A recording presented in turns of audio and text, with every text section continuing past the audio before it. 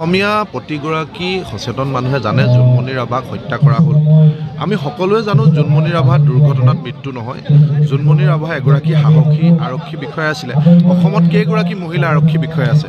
10 গৰাকীমান উল্লেখযোগ্য আৰক্ষী বিষয়াৰ ভিতৰত জোনমণি ৰাভাও আছিলে। আৰু আমি সকলোৱে জানো, আমি জোনমণি ৰাভাক দেখিছিলোঁ যে তেওঁ দুৰ্নীতিৰ বিৰুদ্ধে সংগ্ৰাম কৰিবলৈ গৈ নিজৰ আঙুঠি পিন্ধাই থোৱা প্ৰেমিকক গ্ৰেপ্তাৰ কৰিছিল ৰাণা পগাগক। আমি দেখিছিলোঁ এগৰাকী বিধায়কক তেওঁ ফোনত ধমকি দিছিলে মোক কামত বাধা নিদিব বুলি, বিহপুৰীয়া বিধায়ক অমিয় ভূঞাক। সেই এনেকুৱা এগৰাকী সাহসী বিষয়া, তেওঁ চাগে আৰু সাহসিকতা ক'ৰবাত দেখুৱাইছিলে দুৰ্নীতিৰ বিৰুদ্ধে, যাৰ কাৰণে কাৰোবাৰ সান্দহখোৱা বালি তল গ'ল।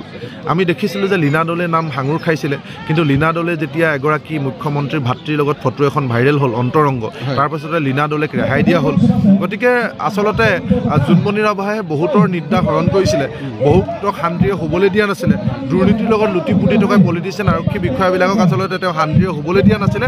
সেইকাৰণে সান্দহখোৱা বালি তল যোৱা মানুহবিলাকে মিলি জোনমণি ৰাভাক হত্যা কৰিলে।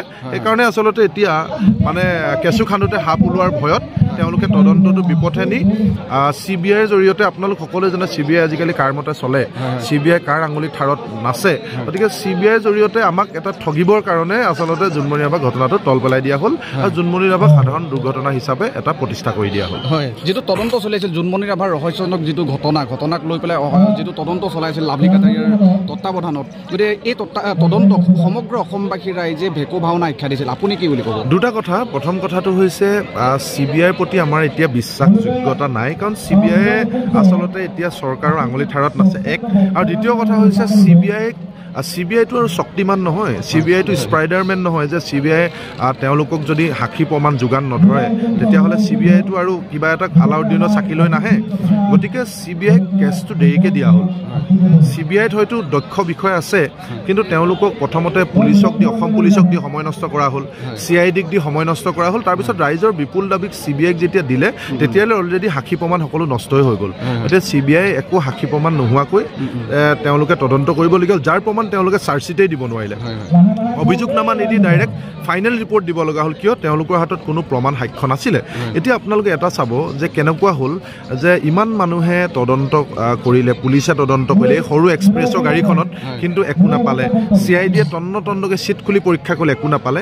কিন্তু 3 মাহৰ পিছত CBI আকৌ তাতে এটা মোবাইল পালে আৰু মতা মানুহে এযোৰ জোতা পালে। গতিকে এই কথাবোৰৰ পৰাই গম পোৱা যায় আচলতে তদন্তক বিপথে নিবৰ কাৰণে বহুত তাত অসম পুলিচে ৰক্ষকে ভক্ষকৰ ভূমিকা ল'লে।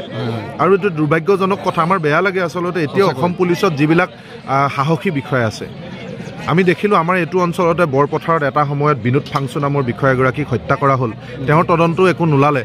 আমি শুনিছিলোঁ যে এগৰাকী পুলিচেই মাৰিছিল, কিন্তু এইবোৰ একো নোলালে। তাৰপিছত জোনমণি ৰাভায়েও যদি একো ন্যায় নাপায় তেতিয়াহ'লে কোন হতেৰে এতিয়া নতুনকৈ যোগদান কৰা সৎ ল'ৰাবিলাকে পুলিচত ভালকৈ কাম কৰিব? তো সেইটো আজিৰ দিনটো আটাইতকৈ ডাঙৰ কথা। যিবিলাক সৎ মানুহে এতিয়া 10 বাৰ সততাৰে পুলিচৰ দায়িত্ব পালন কৰিবলৈ জোনমণি ৰাভা আৰু বিনোদ ফাংচুৰ দৰে ঘটনাবিলাকৰ পিছত 10 বাৰ চিন্তা কৰিব, সেইটো সমাজৰ কাৰণে আমাৰ শুভ লক্ষণ নহয়। বহু এতিয়া সৎ মানুহে চকু কাণ মুদি থাকিব লাগিব, কাৰণ তেওঁলোকৰ ঘৰৰ মানুহে ক'ব, চা বেছি সৎ হ'বলৈ নাযাবি, জোনমণিৰ কি হ'ল দেখিছ নহয়, বেছি সৎ হ'বলৈ নাযাবি, বিনোদ ফাংচুৰ কি হ'ল দেখিছ নহয়। বা তেওঁলোকৰ বিবেকেও ক'ব যে মই যদি সততাৰ কথা ক'বলৈ গৈ মই নিজকে হেৰুৱাওঁ, তেতিয়াহ'লে মই কোন সততাৰে গৈ এখন সমাজৰ হৈ কাম কৰিম? গতিকে জোনমণিৰ ঘটনাটো যে আচল কথাটো নোলালে, তাৰ পৰা আচলতে সমাজৰ নতুনকৈ উঠি অহা চামৰ কাৰণে এটা খুব বেয়া মেছেজ গৈছে। গতিকে এইবিলাক আমি সমাজৰ সকলো সচেতন মানুহে প্ৰতিবাদ কৰা উচিত।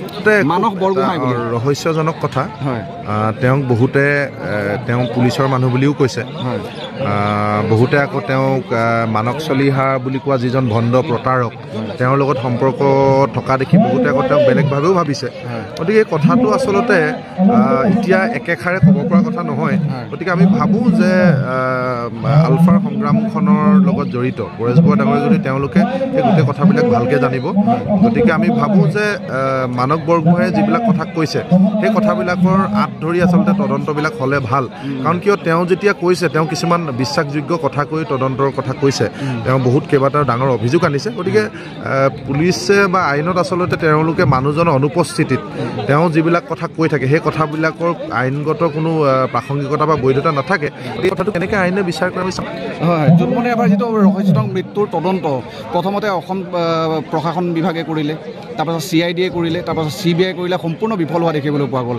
এতিয়া আকৌ নতুন মূৰ এটা ওলোৱা দেখিবলৈ পাইছে। গতিকে আপুনি ভাবেনে জোনমণি ৰাভাৰ মাতৃ এদিন ন্যায় পাব? ৰিটায়াৰ মানে আমি এগৰাকী সেইকাৰণে প্ৰথমৰ পৰাই কৈ আছোঁ যে এগৰাকী চিটিং জাজৰ জৰিয়তে দিব লাগে উচ্চ ন্যায়ালয়ৰ এগৰাকী ন্যায়াধীশৰ জৰিয়তে যদি তদন্ত দিয়ে তেতিয়াহ'লে আমি কিবা এটা পাম বুলি আশা কৰোঁ কিন্তু অন্যথাই CBI যেতিয়া বিফল হ'ল গতিকে মানুহক এতিয়া এনেকুৱা কৰা হৈছে CBI যেতিয়া দুৰ্ঘটনা বুলি কয় তাৰপিছত আৰু সচেতন মানুহে আচলতে তাৰ প্ৰতিবাদ নকৰে কাৰণ কেলৈ আমি জানো যে CBI আমাৰ এনেবিলাক ঘটনাৰ ক্ষেত্ৰত সৰ্বোচ্চ তদন্তকাৰী সংস্থা গতিকে চৰকাৰে CBIৰ জৰিয়তে দুৰ্ঘটনা বুলি প্ৰকাশ কৰাই গোটেই কথাটো আচলতে গাপ দিবলৈ বিচাৰিছে গতিকে তাৰপিছতো আমি কওঁ যে যিমানবিলাক কথা ওলাই আছে বিশেষকৈ প্ৰতিগৰাকী মানুহে জানে প্ৰতিগৰাকী অসমৰ মানুহে জানে যে জোনমণি ৰাভাৰ এইটো দুৰ্ঘটনা নহয় এইটো এটা হত্যাকাণ্ড তাৰ পাছত যদি আচলতে জোৰকৈ যদি তেওঁলোকে দুৰ্ঘটনা সজাব বিচাৰে তেতিয়াহ'লে ন্যায় ব্যৱস্থা বা পুলিচ ব্যৱস্থা বা চৰকাৰৰ প্ৰতি মানুহৰ আস্থা যিকণ আছে সেইকণো নোহোৱা হ'ব সেইটো গণতন্ত্ৰৰ প্ৰতি ভাল লক্ষণ নহয় গতিকে যিবিলাক চৰকাৰত থকা গণতন্ত্ৰ প্ৰেমী মানুহ কাৰোবাৰ মনত যদি অলপমান হ'লেও গণতন্ত্ৰ জীয়াই আছে গণতান্ত্ৰিক চেতনা জীয়াই আছে তেতিয়াহ'লে ভাবোঁ এই ঘটনাটো পুনৰ তদন্ত কৰি এগৰাকী ন্যায়াধীশৰ জৰিয়তে তদন্ত কৰি আচল কথাবিলাক বাহিৰ কৰাটো ভাল হ'ব অন্যথা কিন্তু এনেকুৱা এটা অৱস্থা আহিব কাইলৈ পৰহিলে চৰকাৰ সলনি হৈ গ'লেও কিন্তু চৰকাৰ ন্যায় ব্যৱস্থা পুলিচৰ প্ৰতি কোনো মানুহে বিশ্বাস বা আস্থা নোহোৱা হৈ যাব সেইটো আমাৰ সমাজৰ কাৰণে ভালৰ লক্ষণ নহয়